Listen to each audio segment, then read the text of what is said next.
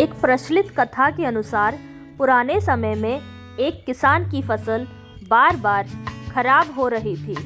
कभी तेज बारिश की वजह से, कभी धूप की वजह से, कभी ठंड की वजह से उसकी फसल पनप नहीं पा रही थी। एक दिन इससे दुखी होकर किसान भगवान पर नाराज हो गया। वह भगवान को लगातार कोस रहा था। तभी वहाँ भगवान प्रकट हुए। किसान ने भगवान से कहा कि भगवान, आपको खेती की बिल्कुल भी जानकारी नहीं है। आप गलत समय पर बारिश कर देते हो, कभी भी तेज धूप और ठंड बढ़ा देते हो। इससे हर बार मेरी फसल खराब हो जाती है। आप मेरी अगली फसल तक मेरे अनुसार मौसम कर दीजिए। जैसा मैं चाहूँ वैसा ही मौसम रहे। ये बातें सुनकर भगवान ने कहा कि ठीक है, अब से ऐसा ही होगा। ये बोलकर वे अंतर्ध्यान हो गए। अगले ही दिन से किसान ने फिर से गेहूं की खेती शुरू कर दी। अब जब वह बारिश चाहता था तब बारिश होती थी।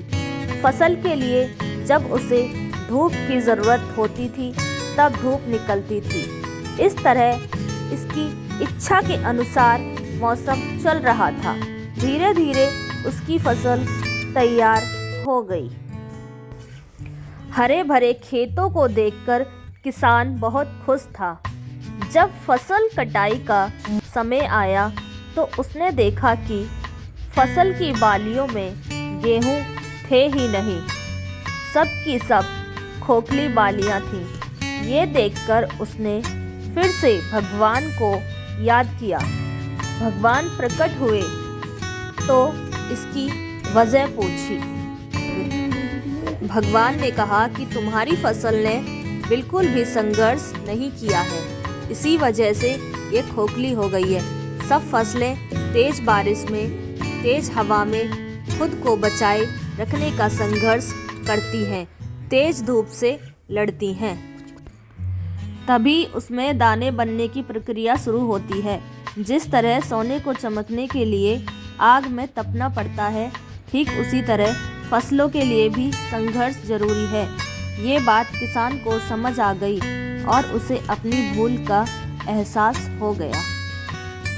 कथा की सीख। इस कथा की सीख यह है कि जब तक हमारे जीवन में बाधाएं नहीं आती हैं, तब तक हमारी प्रतिभा में निखार नहीं आता है। बाधाएं ही हमें साहसी बनाती हैं।